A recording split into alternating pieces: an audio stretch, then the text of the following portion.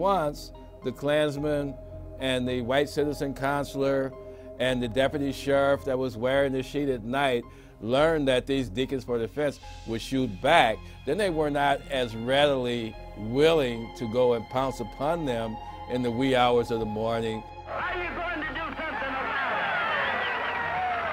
it? Because now they knew that, well, the right to bear arms is providing constitutional rights for these blacks, irrespective of the fact that we want to take away their civil rights. They're fighting on solid ground.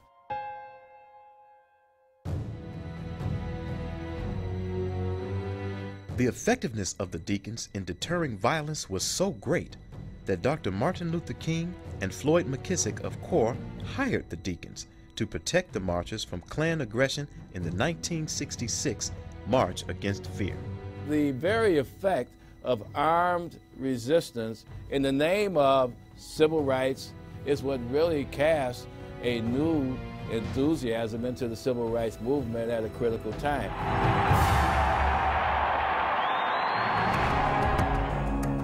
When the right to bear arms is put in the proper perspective historically, then people will see that the African American community having guns to protect themselves, not from crooked cops and police brutality, but from the culture of drugs and gangs because of a war going on due to the narco economy. And so until we address why are these people armed, why are they shooting, we're not going to be able to create an oasis of redevelopment in the inner cities of America. Inner city violence is directly related to the black market for illegal drugs, gangs, and drug dealers' turf wars. Today's war on drugs, like alcohol prohibition in the 1920s, share many similarities. Back then, gangsters and bootleggers took to the streets to protect their territories.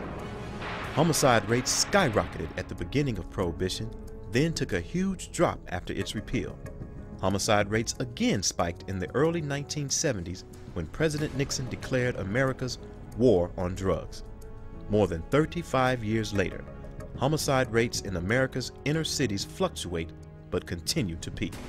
We've got to stop the demonization of guns. We've got to encourage law-abiding citizens to arm themselves.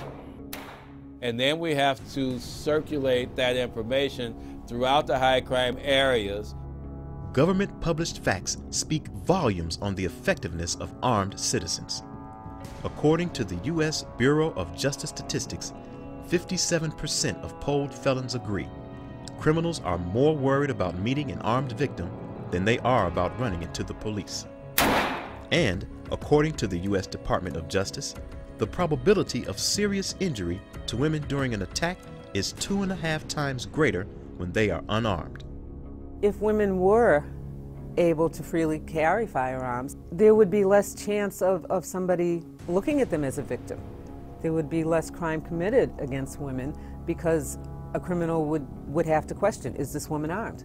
And, according to the Bureau of Justice Statistics, 550 rapes and 1,100 murders are prevented every day just by showing a gun. We've got to tell the other side of the story about the hundreds of thousands of times in America where guns are used to stop violence and to stop a crime from being committed.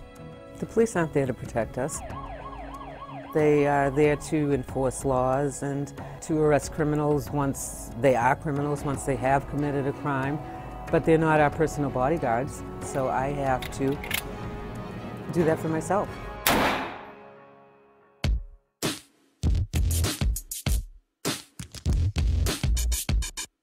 No matter how many gun control laws they put into effect, no matter how much they try to restrict it, even if they make it illegal for anybody to own guns, there's going to be a black market. The community does not get safer when the criminals are told there's no guns available on the part of law-abiding citizens. People are going to have access to firearms, and the ones that are going to have them are going to be the criminals. That's like an open season for crime. It's just like drugs are illegal, and it's a booming business.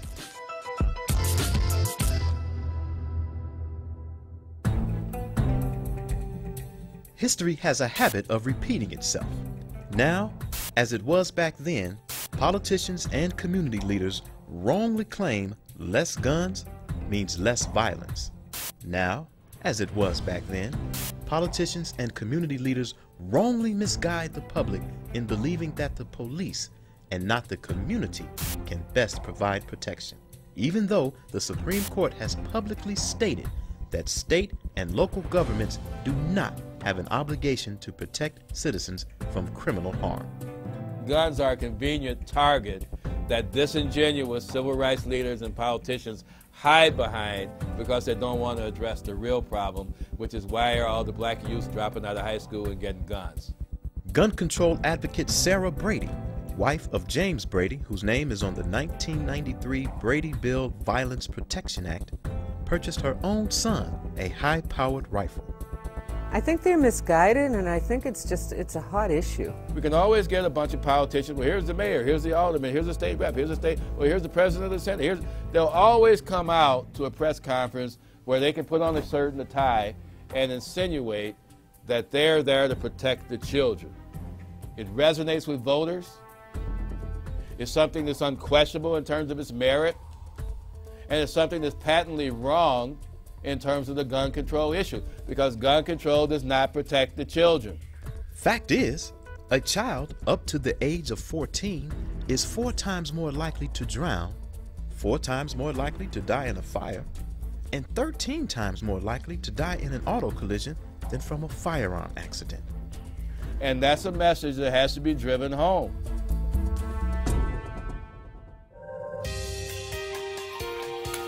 What we've got to do is create a solidarity for gun owners that are across the political spectrum, across the racial spectrum. I think that it's high time that blacks, whites, all Americans of goodwill realize that the sacred right to self-defense is at risk in America during the next 4 years in an Obama administration, with Eric Holder going in as Attorney General.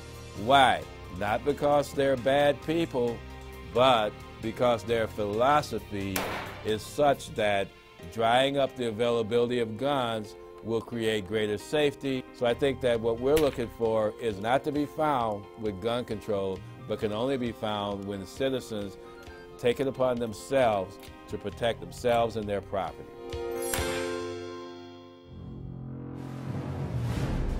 For too long, community leaders, ministers, and politicians have failed to reject the gun control lies. For too long, African Americans have lost control of our neighborhoods. For too long, African Americans have been denied the right to keep and bear arms. For too long, African Americans have been victims of criminals, drug dealers, and dangerous gun control policy.